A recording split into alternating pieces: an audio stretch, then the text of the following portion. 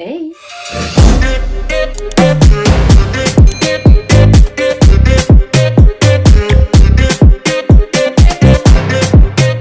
Vous allez bien? Du coup, je sais pas si vous avez remarqué, j'ai fait un petit changement à mon intro. Du coup, voilà, on se retrouve pour une nouvelle vidéo, les filles. Donc, pour ceux et celles qui ne le savent pas, je suis retournée chez ma mère parce que du coup, comme vous j'avais déjà fait dans une vidéo, que Fares et moi c'était fini, mais on cohabitait ensemble et en fait il y avait trop de choses que je n'arrivais plus à supporter. Du coup, j'ai décidé de retourner chez moi. Donc là, je suis chez ma mère. Donc ouais, je suis chez ma mère. J'ai dû abandonner toutes mes affaires chez Fares.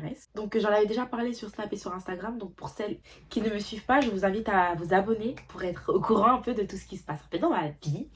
Et voilà, et pour les nouveaux et nouvelles, bah du coup, je vous souhaite la bienvenue. Je me présente, je suis Only Béa, de mon vrai prénom Agnès. Je vais reprendre les story time, les filles. Donc là, je vais vous sortir une story time aujourd'hui, une story time dimanche, la story time du coup de ma séparation avec Fares. Et la semaine prochaine, je vous ferai aussi la story time de mon accouchement. Parce qu'en fait, j'avais déjà posté il y a 2 ans. Mais en fait, je me suis rendu compte déjà qu'on n'entendait rien parce que c'était mes premières vidéos YouTube. Donc la musique trop forte, trop longue la vidéo. Et en plus de ça, j'ai oublié énormément de choses dedans. Je vous ai pas parlé du cerclage, je vous ai pas parlé que j'étais alitée, je vous ai pas dit comment ça s'était passé.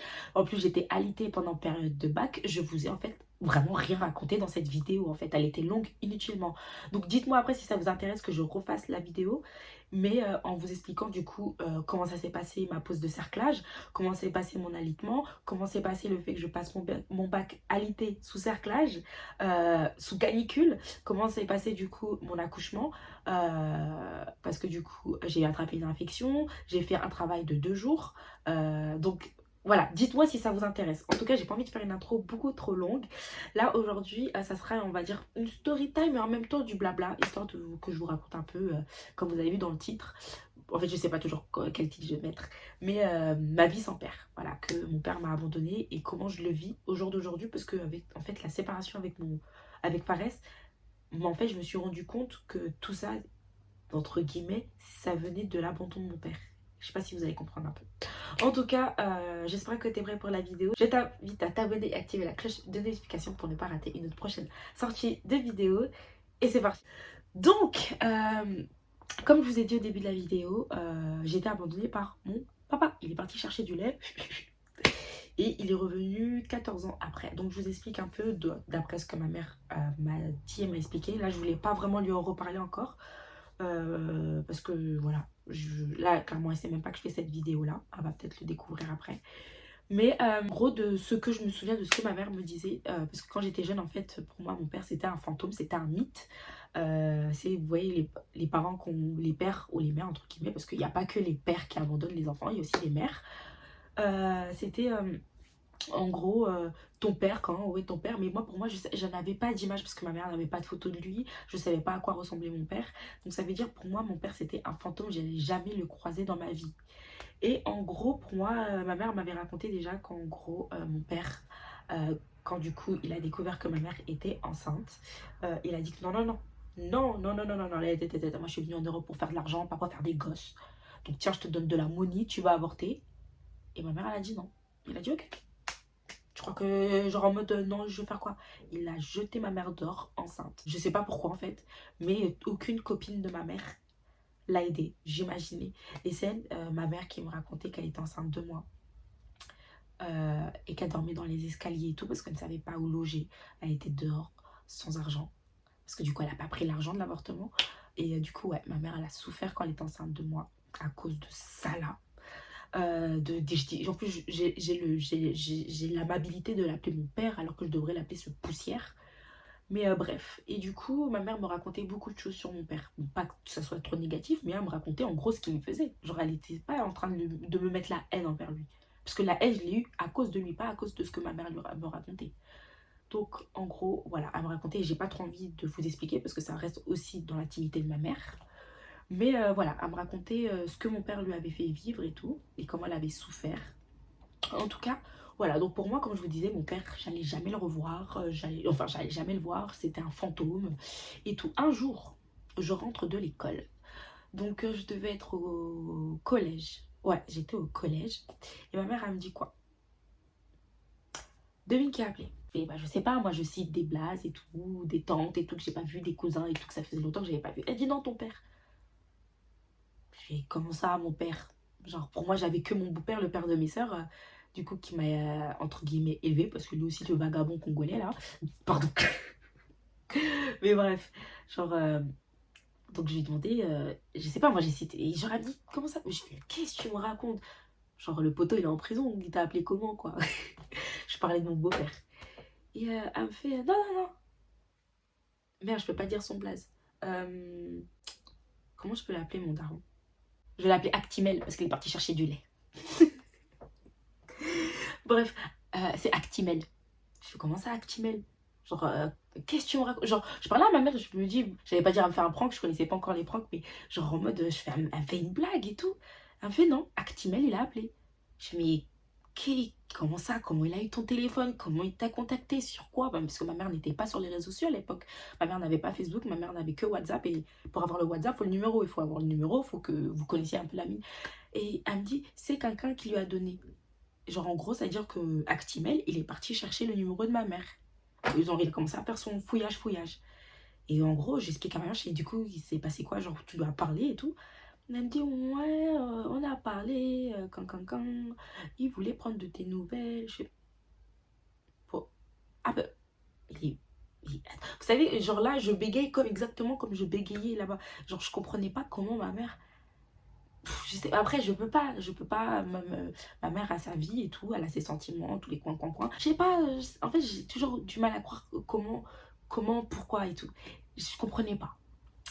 Et après, moi, je m'en foutais. Genre, après, je m'en foutais, mais vous savez pas ce que j'ai ressenti ce jour-là. Genre, c'était comme si je revoyais un esprit qui apparaît. Et bah, c'est ça, en fait, je me sentais angoissée. Parce que je comprends, dans ma tête, c'était une personne, je n'avais pas d'image. Pour moi, c'est une personne que j'allais jamais rencontrer dans ma vie. J'allais jamais avoir ce contact téléphonique. Genre, pour moi, cette personne n'existait pas, en fait. C'était juste des histoires que ma mère me racontait. Et en fait, de me rendre compte que la même personne que ma mère me racontait ces histoires-là, en fait, il existait et tout. Et elle m'a dit qu'il allait rappeler ce soir. Genre, moi, j'y croyais pas. Et j'ai attendu le soir. Il a jamais appelé. Il a appelé le lendemain. Il a jamais appelé, il a appelé le lendemain. Et moi, j'étais là, j'étais stressée et tout. Et genre, je lui parle. Et après, je me rends compte que mon père ne parle pas français. Enfin, pas très bien français et tout. Genre, il avait un accent. Genre, moi, j'étais choquée. Genre, putain, t'as un accent, mon pote. Parce que mon père, il est anglophone. Voilà, du côté Cameroun, pour ceux qui connaissent un peu le Cameroun, ma mère, c'est une Betty. Et mon père, c'est un anglophone de Bamenda. Donc, c'est-à-dire que mon père ne parle que anglais. Et voilà, il parle un peu français, mais il parle anglais. Donc, c'est-à-dire il me parle. Ya, comment ça va ma fille? Genre, il parle avec un accent anglais. Ouais, genre, ok. Donc, je sais pas si j'étais contente ou pas de parler avec mon père et tout. Mais je vous mens pas, ça faisait bizarre. Comme je vous ai dit, pour moi, cette personne, j'allais jamais pouvoir lui parler. Pour moi, cette personne n'allait jamais exister. Et le fait que je lui parle et tout, j'étais un peu choquée.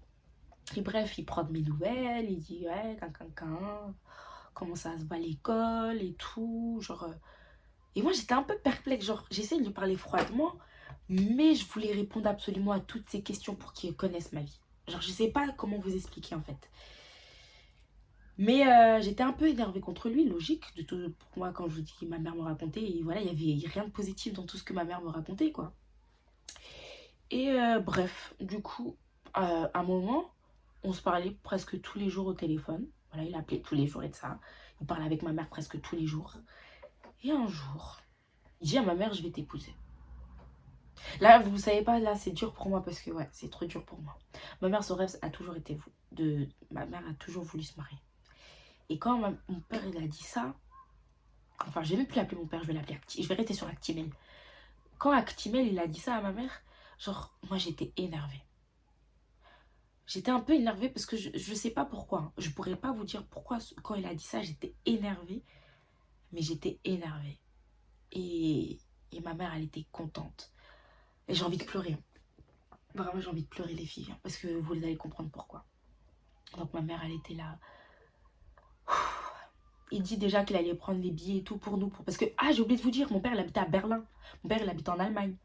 Donc, il habitait pas en France, il habitait en Allemagne. Il dit, oui, je vais vous prendre un billet et tout, chacun, pour que vous nous rejoigniez en Allemagne et tout. Et tout. Et on faisait les essayages de robe de mariage. Si j'arrive à retrouver encore La belle robe de mariée que ma mère, elle avait pris. Merde, elle était chère en plus. Belle robe de mariée, ma mère, elle était belle. Et c'est là, quand on lui a montré les robes, qu'il a dit, prends, pas besoin de prendre une belle robe comme ça, prends une robe dans ton placard. Ma mère, elle pensait qu'il rigolait. Et ça. Et en fait, on se rend compte, plus les jours passent, plus les billets viennent pas, jusqu'au jour où il se dit, oui, j'ai un problème avec ma carte et tout, prends les billets, je vais vous rembourser.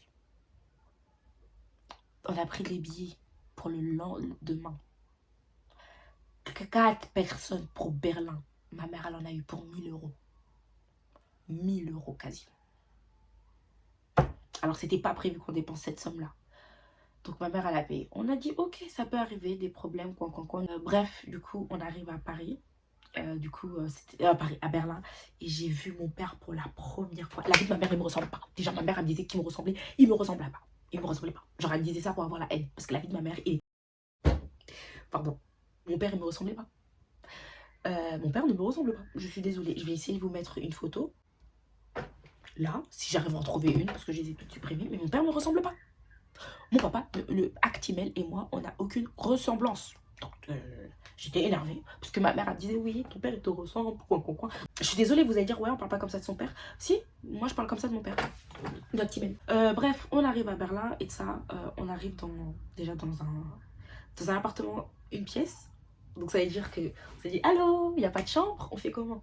Il n'y avait pas de chambre. Il n'y avait pas de chambre, on était 5.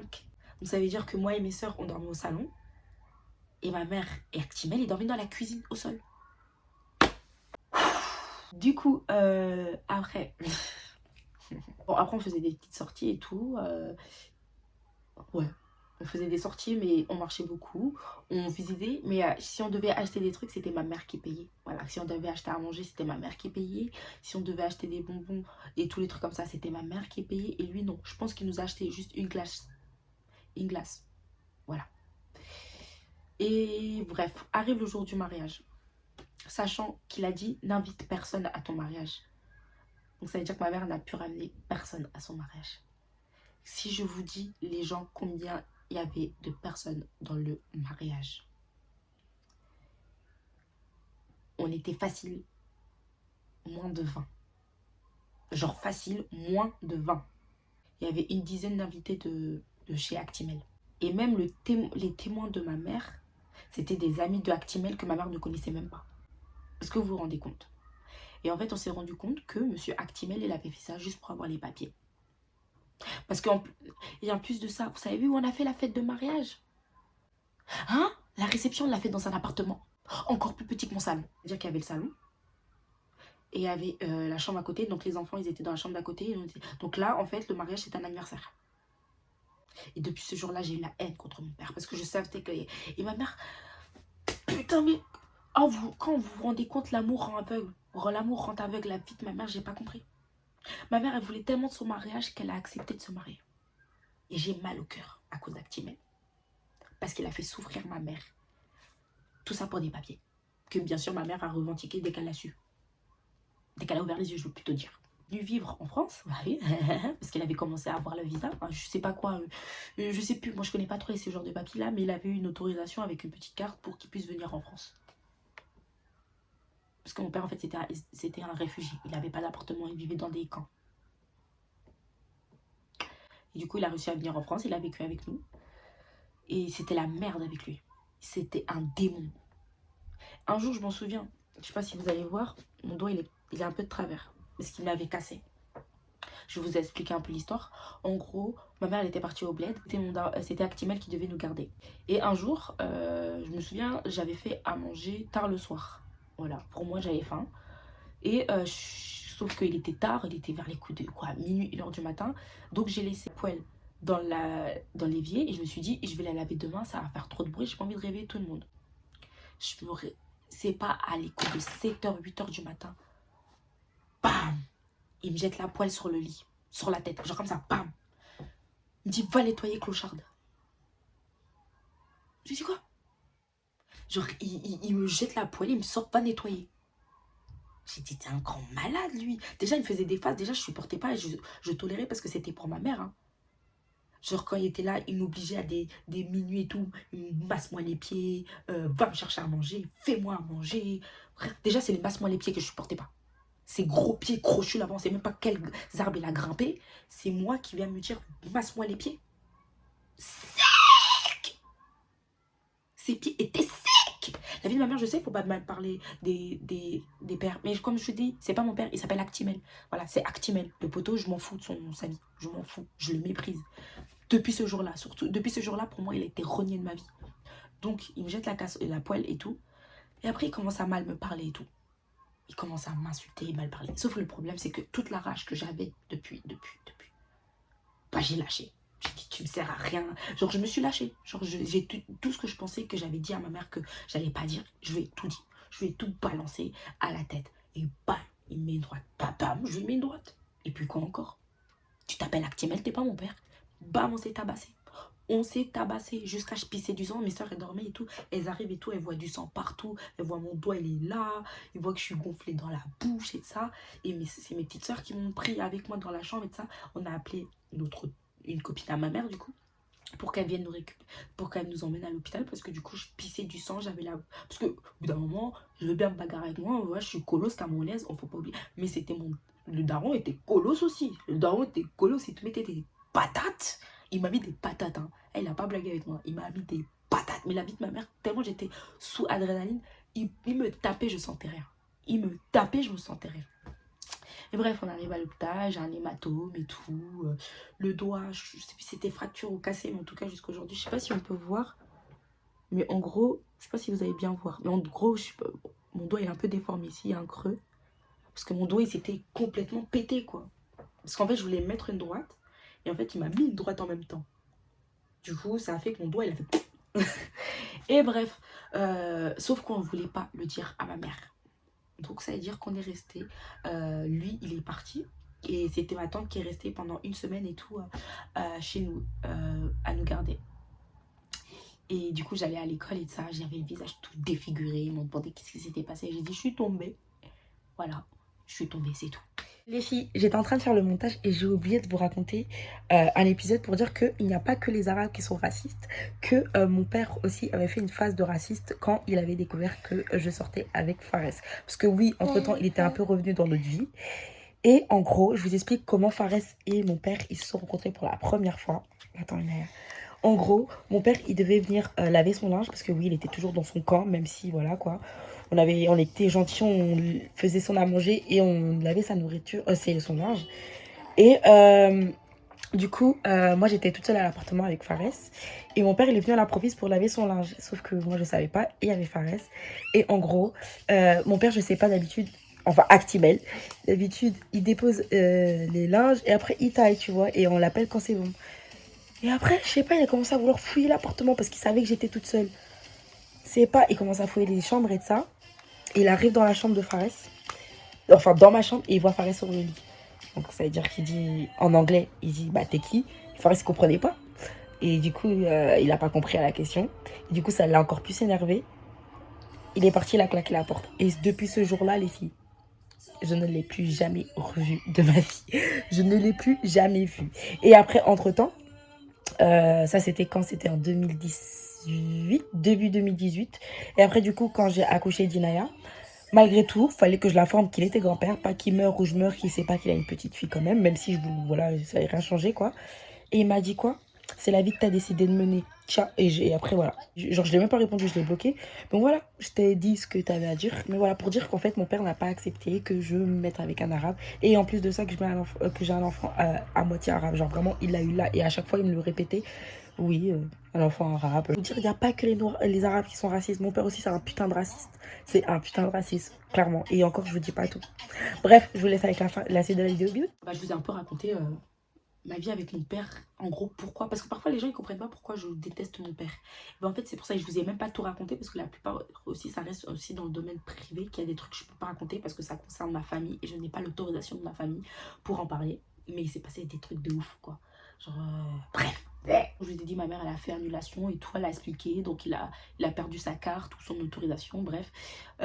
Et après, il a dû repartir en Allemagne, quoi. Parce qu'il avait que l'asile, pas l'asile, le truc en Allemagne, quoi. Beau-père, hein, Le père de mes sœurs, lui aussi, c'est pas le meilleur des meilleurs. Hein. Mais il m'a plus considéré comme sa fille que Actimel. Comment je peux l'appeler? Je vais l'appeler Kincha parce qu'il vient de Kinshasa. Kincha, il était cool. Il faisait plus de choses. Il a fait beaucoup. C'est lui qui m'a acheté mon premier téléphone pour aller à l'école.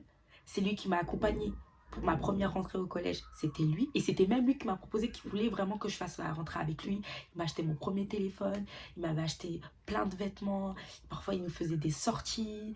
Voilà, genre, Kincha était bien. Bien, genre en mode non. Mais comparé à Actimel, et bah mon beau-père a fait plus de choses que Actimel. Enfin, voilà. En tout cas, bon, elle est un peu longue, je vais essayer de la raccourcir quand même. Vous aura plu. Et que ça m'a fait un peu du bien de parler avec vous, de vous livrer sur un truc que je n'ai jamais parlé de ma vie. Voilà, je vous jure, je n'ai jamais parlé du fait ce que je ressentais par rapport à mon père. Et comme là, on va dire, ça va être les semaines un peu que je raconte un peu les ressentis. Donc là, je vais vous raconter ma relation avec mon père. Là, je vais vous raconter ma relation de séparation avec Fares. Donc ouais, ça va être un peu, les prochaines vidéos, ça va être un peu des vidéos sentimentales, quoi, vous voyez. J'espère que la vidéo ne sera pas trop longue pour vous. On se retrouve bientôt dimanche pour une nouvelle vidéo. Et si tu es le nouveau du début et que tu es arrivé jusqu'ici, ça veut dire que tu as apprécié la vidéo. Si tu as apprécié la vidéo, ça veut dire que tu m'apprécies. Je t'invite donc à t'abonner et activer la cloche de notification pour ne pas rater une autre prochaine sortie de vidéo. Sur ce, on revient à nous, on est ensemble. Bisous. J'ai changé aussi l'intro.